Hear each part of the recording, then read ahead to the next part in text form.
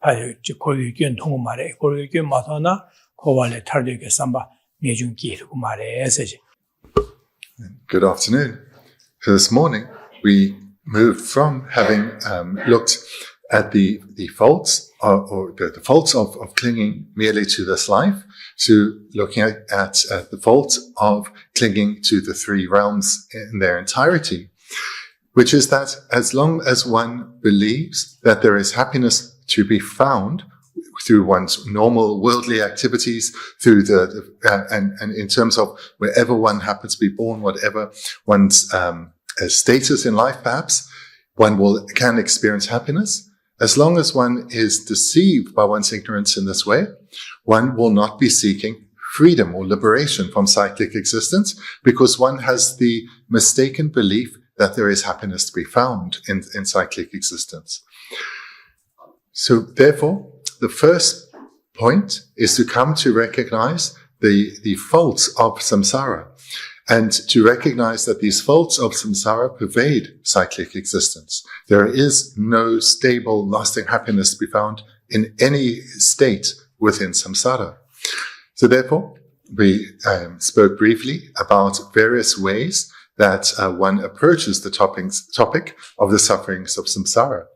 For example, the suffering related to meeting the unwanted, or being separated from the wanted, suffering relating to not getting what you want, and the suffering relating to insatiability.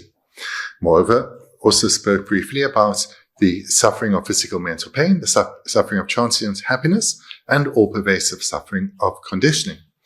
So one needs to look at the reality of samsaric existence through this lens, so as to overcome this ignorance which deceives us in thinking that there is actually happiness to be found here.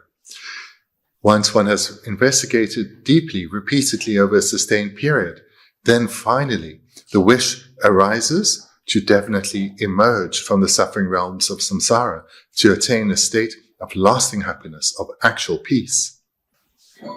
And the final lens I presented by which one can look at suffering or the faults of cyclic existence is that of all-pervasive suffering of conditionality, which refers to our five aggregates, this body and our minds. So these are the very basis upon which we experience suffering. It's because we have this body and mind that we suffer.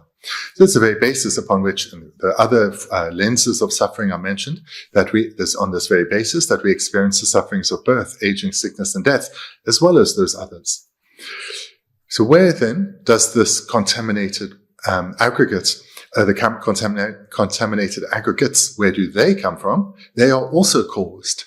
They come about in dependence on the karma that we have accumulated. Karma too is caused. It comes about from afflictions. So it's due to the presence of afflictions that contaminated karma is accumulated. And it's this that ripens into our suffering physical and mental aggregates. So when one recognizes suffering and the basis upon which one experiences suffering, and recognizes that this basis, the physical and mental aggregates, are caused, one will seek out those causes and try to eradicate them. And the cause, being contaminated karma itself, is caused by the afflictions. So these are the main object of our focus of attention. Whilst one wants to abandon negative karma, it's really the afflictions that we look to abandon. So then as one strives, so through the process of striving to abandon the afflictions, the cause of this entire process of cyclic existence, one progresses towards the attainment of the state of liberation, where one is liberated from samsara, liberated from this process of uncontrolled birth and death, this process of birth and death being dictated by our contaminated karma and afflictions. When one is liberated from one's afflictions, one has attained the state of liberation. So when liberation is achieved, one will never experience suffering again. Liberation is a state of lasting, stable happiness. And the reason one will never suffer again when one is liberated is one has completely abandoned the afflictions together with their seeds. Therefore, there are no afflictions to ripen past contaminated karma. So therefore the causes are eradicated. The causes for suffering are eradicated. Hence, no physical or mental suffering can be experienced again. And this is then when one has attained liberation from the three realms of samsara, a state of lasting, stable happiness. So then what is the method to train in, to cultivate the required mental paths that lead to liberation? Well, the first step we discussed this morning, which is to meditate deeply on the faults of cyclic existence, the faults of samsara. This is the indispensable first step, because one needs to have the clear recognition of suffering and its causes, so as to give rise to a definite, a deep determination to emerge from the sufferings of samsara. This is the mind of definite emergence. This is when one becomes a renunciate, where one is definite about emerging from the suffering realms of samsara into the state of lasting, stable happiness of liberation. So that is the very motivation that one needs to develop in order to cultivate the actual paths that will lead to liberation. So the first step, meditating on the faults of samsara, is cultivating the motivation that's required, because meditating on the faults of samsara will eventually lead to a determined attitude to emerge from suffering. That is the motivation then that is required in order to cultivate the required mental paths. And when the mental paths are developed in a way that is uncontrived, it is then that one finally has a path, has developed a strength of mind that can be called a mental path. So this would be with uncontrived definite emergence. Uncontrived in that one doesn't need to manufacture it. It's not contrived. It's rather spontaneously arises because of one's deep familiarity with it. There's uncontrived definite emergence. Then is a mind still to cultivate. How to cultivate it? Well, it's meditating on the faults of samsara repeatedly over a sustained period, so that a uncontrived, determined attitude to abandon cyclic existence and attain the state of liberation arises. That is the mind of uncontrived definite emergence, and that is the attainment of the mental path of uncontrived definite emergence.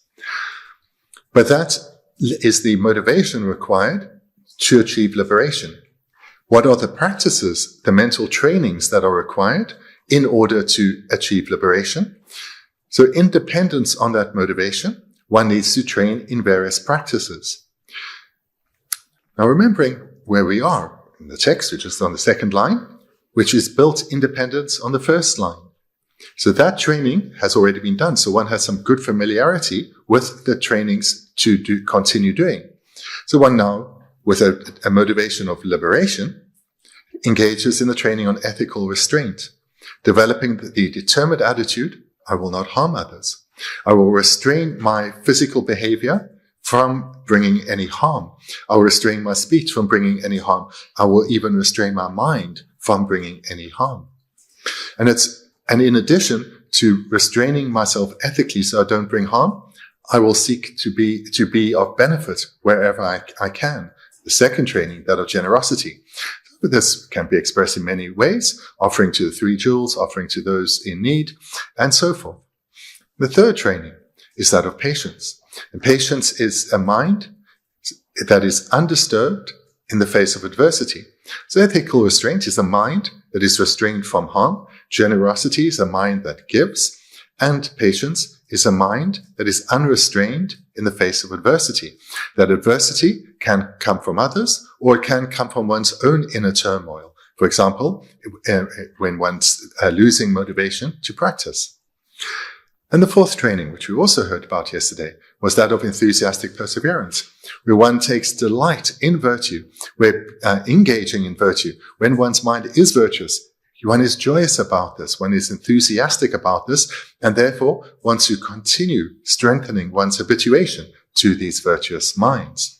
So these are 4 steps which are required for trainings, for practices, to train one's mind in order to actually fulfill one's motivation of achieving liberation from samsara.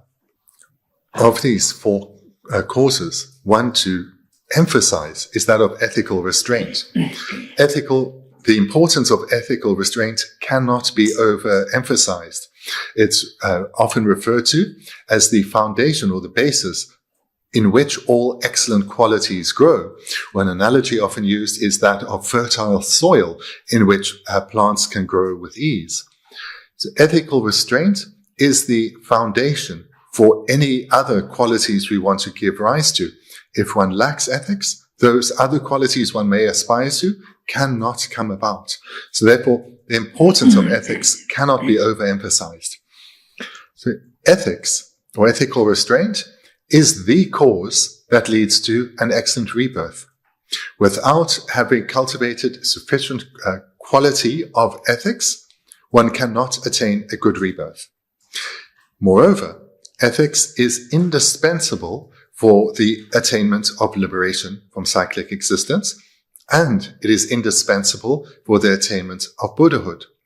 So, therefore, one should know that a primary focus of one's attention must be on restraining oneself ethically. So yesterday, we spoke a bit about ethics, generosity, patience, and joyous perseverance, and that's sufficient for now. In the meditation that the practitioner is doing, they'll have some experience of these. But there are 2 additional causes that have to be cultivated in order to attain liberation. And these 2 causes we'll look at now, that of single-pointed concentration and wisdom. So hopefully it's a little clear that this training we're talking about today builds on what was looked at yesterday. In that, what we looked at yesterday, there was a particular motivation which serves the purpose of lifting one's mind up out of the distraction of this life to a greater goal, giving one a focus, a determined attitude to develop ethics, generosity, patience, and joyous perseverance. So one's mind is taken away from the mundane confines of this life towards virtue. Now, with that habituation, one can build on one's motivation and developing a far more powerful motivation, looking beyond merely the next life to full and complete liberation from cyclic existence, from samsara. So complete enlightenment from complete liberation from samsara. So what is required is a more powerful motivation, which we've spoken about, coming about through the fault, recognizing the faults of samsara. And whilst those 4 trainings of generosity, ethics, patience, and joyous perseverance are sufficient on their own to lead to an excellent rebirth, they are, whilst indispensable for liberation, they on their own are insufficient to achieve liberation. Therefore, in addition to developing a more powerful motivation, one needs to train in 2 additional trainings, that of single-pointed concentration and wisdom.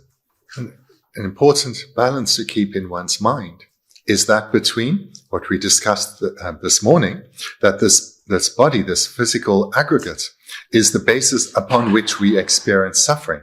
When one gives rise to the determined attitude to emerge from cyclic existence, one is wanting to abandon a body such as this, because we have such a body that we suffer.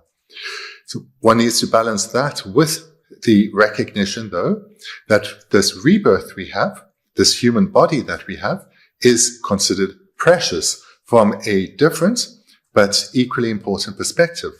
So this precious human rebirth, or literally precious human body, is comprises of the 18 freedoms and opportunities, which means we have achieved a rebirth that is the ideal foundation upon which to achieve the causes for a further excellent rebirth and for liberation itself. For those beings who are trapped in the body of a being in the lower realms, they don't have such an opportunity. They lack the physical basis to intentionally train their minds and thereby develop the qualities, develop the causes that are required to achieve an excellent rebirth and to achieve liberation. So this rebirth we have achieved, this human body, this human life, is something of great value, because there are countless beings who do not have such an opportunity, that it is just not possible for them to train their minds and thereby cultivate causes for further excellent rebirths and liberation. We have such a basis. We have such a foundation to train in. So here, what I'm drawing your attention to is we need to have a balanced approach towards this physical body, of recognizing its great potential, but also its limitations. This morning, in the context of the Four Noble Truths, spoke about true sufferings which are to be known, and we spoke about that in some detail. Thereafter spoke about when one recognizes, truly sees what suffering is, one will look for its origin, its cause, and mentioned that this is contaminated karma, which is accumulated by its cause, the afflictions. So one needs to abandon karma and afflictions, but in particular, the afflictions. So the afflictions, there are a wide number of them. The most spoken about are that of ignorance, attachment, anger, and jealousy and pride. These all need to be abandoned, but amongst them, the one that has to be abandoned is the ignorance of self-grasping, or the ignorance of true grasping. Because this ignorance is the ignorance that is the root cause of the other afflictions. So if, to the extent, one can suppress or overcome the afflictions, but not eliminate the ignorance of self-grasping, one will not be able to attain liberation. Even if one greatly suppresses afflictions such as anger and attachment, until the ignorance of self-grasping is eradicated, one will remain bound in samsara. Therefore, one has to eliminate this root cause of all our suffering, the ignorance of self-grasping, or the ignorance of true grasping. Again this morning, in relation to the Four Noble Truths, it was mentioned that true sufferings are to be known, true origins are to be abandoned.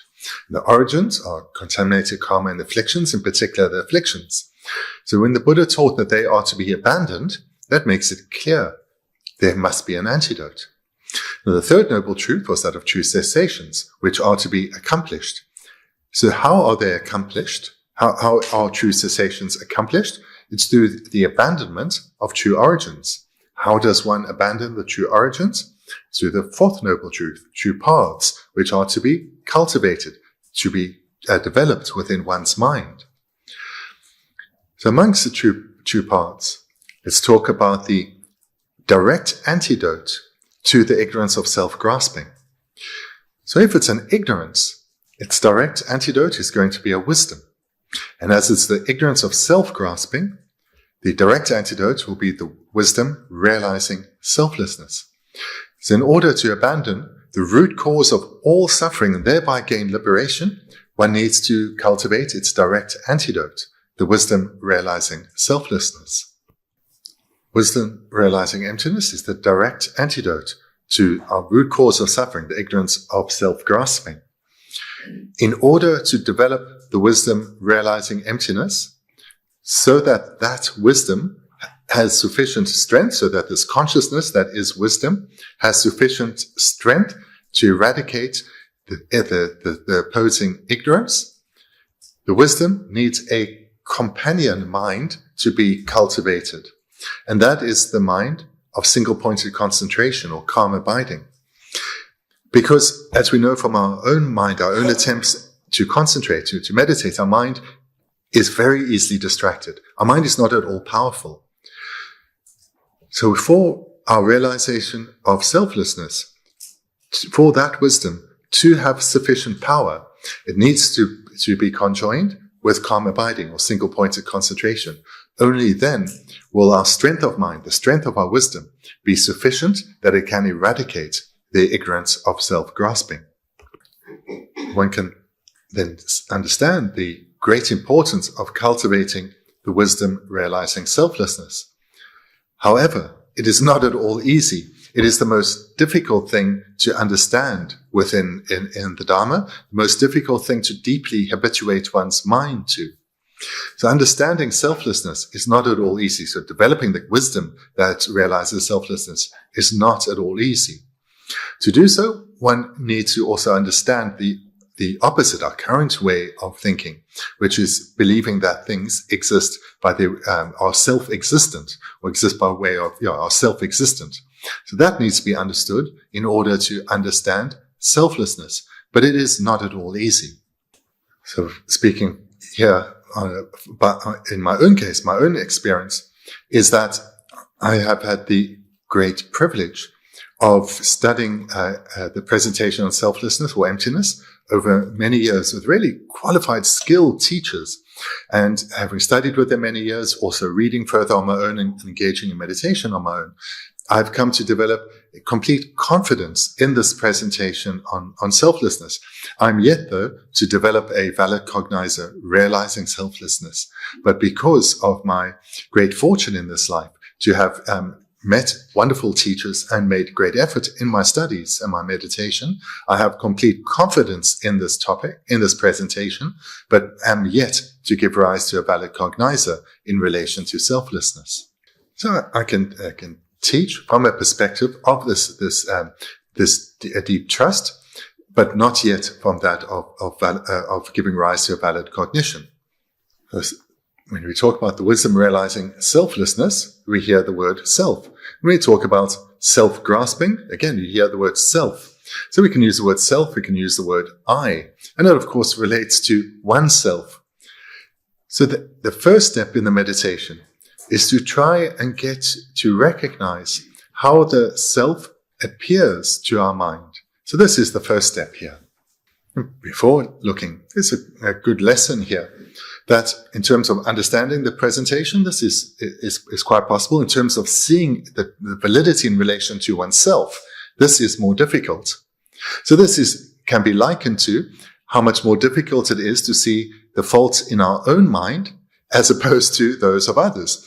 We hear how others are talking, see how they behaving, and we can very easily recognize they're expressing this affliction or that affliction. And we can quite easily see the faults in others. But when we look inside, much more hidden, much more difficult to see. This is the very purpose of this process of meditation, is to come to understand one's own mind, to look within, not outside, but look within. So the first step in the meditation, sitting quietly like you are now, to try and get a feel for how the I or the self appears to oneself. When one looks, one will come to recognize that our I, our self, appears to be independent from our physical and mental aggregates. Independent, in other words, not dependent on our physical and mental aggregates, as something separate from them, distinct from them, and something that exists from its own side. It's self-existent. So this, again, I can say quite easily, but one needs to see it for oneself, that our sense of I appears as if it is independent, not dependent on our body nor our mind, but it appears to exist by way of its own nature, be self-existent. What makes this challenging to recognize is we are being asked to recognize something we have yet to recognize intentionally. It says, whilst we continuously relate to the self in this way, we don't do so intentionally, but innately, naturally. But the mistake that is made is not just that the I, the self, appears to the mind as if it is self-existent, independent from the aggregates, but we then also grasp at it. Or instead of grasping, we could say, believe it to be the case. But again, this is all happening at a subconscious level, an innate level. So one grasps at the self as existing in the way that it appears. So this is where we now come to understand this term. So the root cause of all our suffering is the ignorance of self-grasping. So spoken about the word self, now the word grasping. Grasping at the self as existing in the way that it appears. How does it appear? Independent. Independent from what? Their physical and mental aggregates. So this is the root cause of our samsaric existence, and it is this that we need to abandon, the ignorance of self-grasping. This then is the indispensable first step. This has to be accomplished, but it is not at all easy to see first how the I appears. So one can say it or hear it many times, but one needs to recognize this vividly for oneself. And then one recognizes, and this is what I innately or naturally grasp at, the I existing in the way that it appears. So this is the indispensable first step, recognizing how the I appears, this I that one grasps at.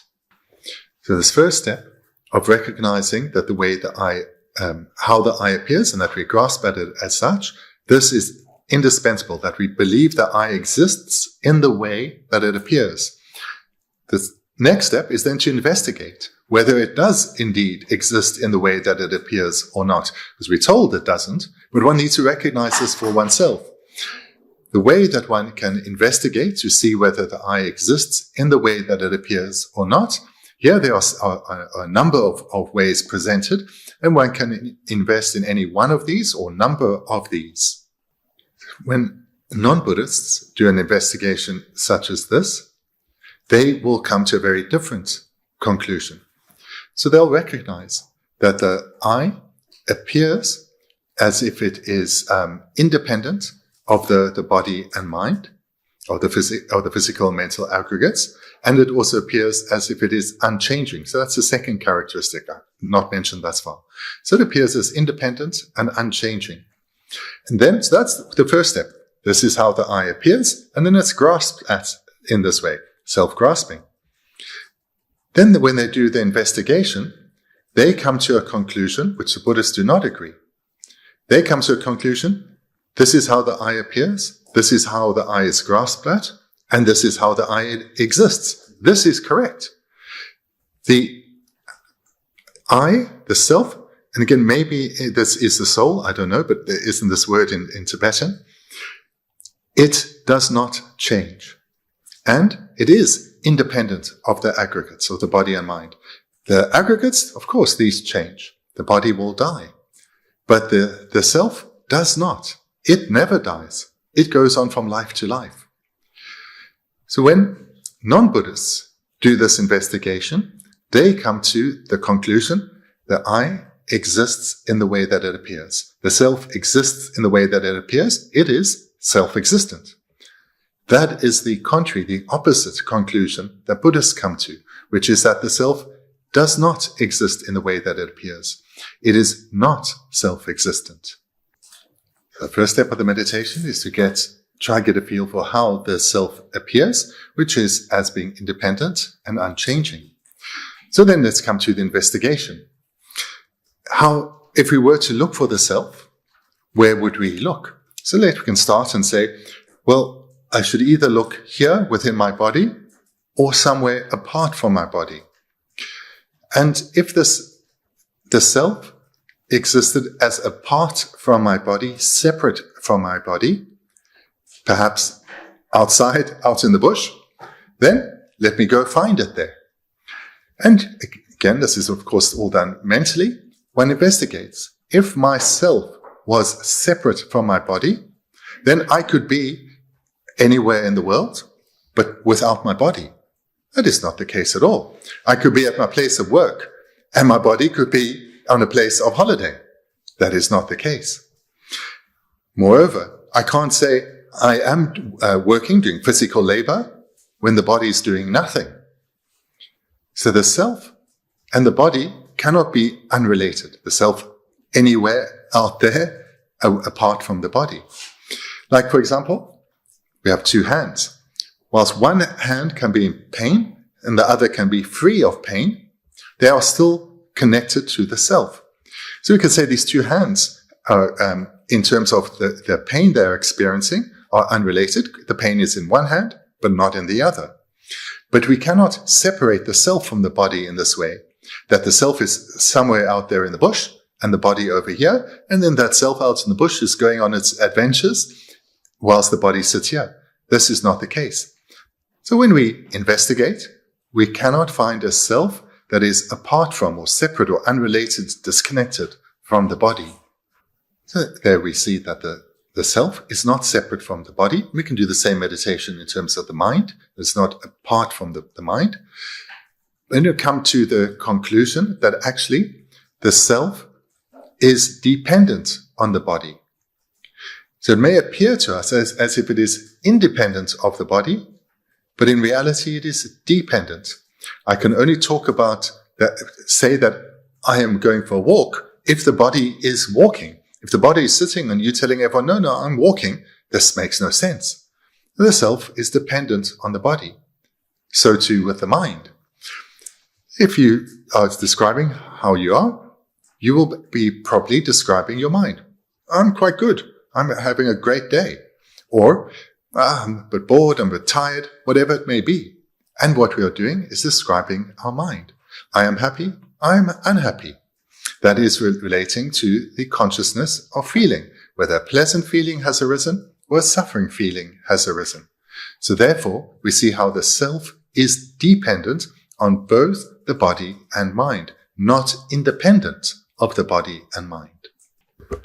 So therefore, the self is dependent on the body and dependent on the mind, not independent of the body or mind. So in reality, the self is imputed or labeled or designated by mind onto one's body and or mind. This is how it does exist. But this is not how it appears to us. How it appears is independent. But the way it actually exists is dependent. Dependent on imputation, labeling, designation by mind onto the body and mind. That is how it exists. So therefore, the way the self appears and the way that it exists are opposite, are contrary.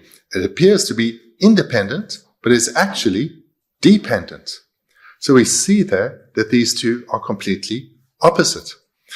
Therefore, the self-grasping, the consciousness that grasps at the self as existing in the way that it appears independently, is contrary to reality. It's a wrong consciousness. It's an ignorance. And there we have the explanation of the full title of this consciousness, the ignorance of self-grasping. Why is it an ignorance? Because it's contrary to reality. This is not how the self exists. But the consciousness that grasps at it believes it exists in this way. It's a wrong consciousness and therefore an ignorance. So again, the self appears as if it is independent of the body and mind, but in reality, it is dependent on the body and mind. So therefore, the ignorance, that the consciousness that grasps at the self as existing independently is a wrong consciousness and ignorance, because in reality, the self exists in the opposite way, as being dependent on the body and mind. Seeing how the self appears, investigating and recognizing, doesn't exist in the way that we believe it to. Therefore, the consciousness that grasps at the self as existing independently, when it actually exists in the opposite way, dependently, is an ignorance. Recognizing that and how the self actually exists dependently is now a consciousness in accordance with reality. It's a wisdom. Whereas an ignorance is a consciousness that is not in accordance with reality. So here, when one realizes that the self does not exist in the way that it appears, it is empty of existing in the way that it appears. This consciousness that realizes that the self is empty of existing in the way that it appears is a wisdom. And it's a wisdom realizing selflessness. So here then, one has come to see firstly how the self appears, and then we come to recognize it doesn't exist in the way that it appears. I've been confused by this ignorance for so long. One now has developed a wisdom.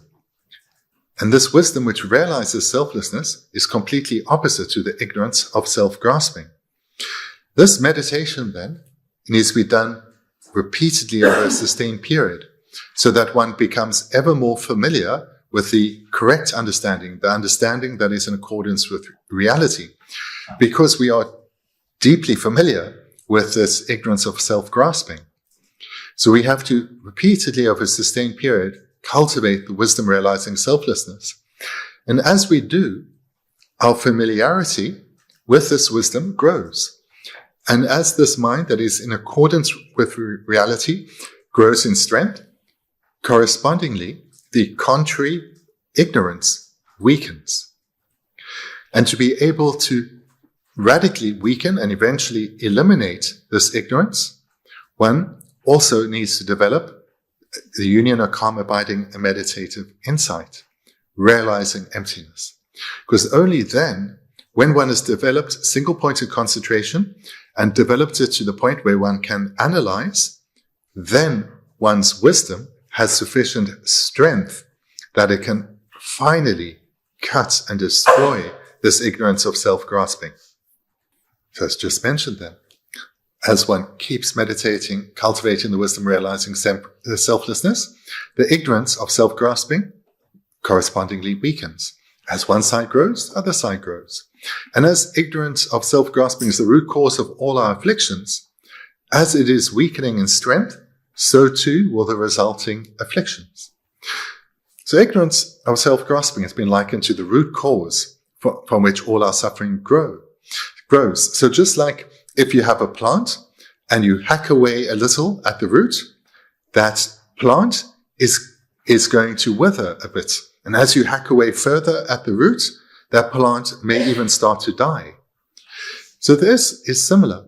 As we strengthen our wisdom and thereby weaken our ignorance, the afflictions that result from ignorance, they too start to weaken. In this explanation on how to cultivate the wisdom realizing selflessness, I've been presenting actually also the fourth line in our verse. If grasping arises, you do not have the view. Grasping is just what we've spoken about. Believing that the self exists in the way that appears. And this believing is another way to express grasping. Grasping at the self as existing in the way that it appears. So this is the grasping that is referred to, an ignorance of self-grasping. And to the extent grasping arises, you do not have the view being the correct view that is in accordance with reality, the wisdom realizing selflessness. Because this grasping, self-grasping, this is an ignorance, it is a wrong view. And this is what has governed us for lifetimes. Whereas, and to the extent that that grasping arises, one does not have the correct view, the wisdom that realizes selflessness. So this then is the method by which one gains liberation from cyclic existence. One trains initially in ethical restraint, the very foundation of all good qualities, and adds to this immediately trainings of generosity, patience, and joyous perseverance, gaining familiarity with that. Then, when those trainings become conjoined with the determination to emerge from the suffering realms of samsara, one will continue in those four trainings, but add the wisdom realizing selflessness and single-pointed concentration. And when one has developed one's wisdom realizing selflessness to the extent that conjoined with single-pointed concentration, one can eradicate this ignorance of self-grasping, not just weaken it, but cut it. In other words, destroy the afflictions together with their seeds. They can never ripen again. Therefore, the cause of suffering is eliminated. Therefore, one will never suffer again. One is liberated from suffering. One is liberated from the realms of suffering. One is liberated from the realms of samsara. This is liberation. This is freedom. So what is required is to develop these four trainings, conjoin them with this required motivation, continue with those trainings to add to the strength of one's mind and the qualities in one's mind, and join that with single-pointed concentration and wisdom. Then the lasting, stable happiness of liberation will be achieved. And why is it lasting and stable? Because the root cause of the afflictions of suffering have been eradicated. Therefore, one can never suffer because the cause has been eradicated from one's continuum. In this way, all those various types of suffering that one has meditated on previously, so what was mentioned this morning, one is free from all of them. One will never experience them again, not even in a slight form, because one is completely liberated from suffering.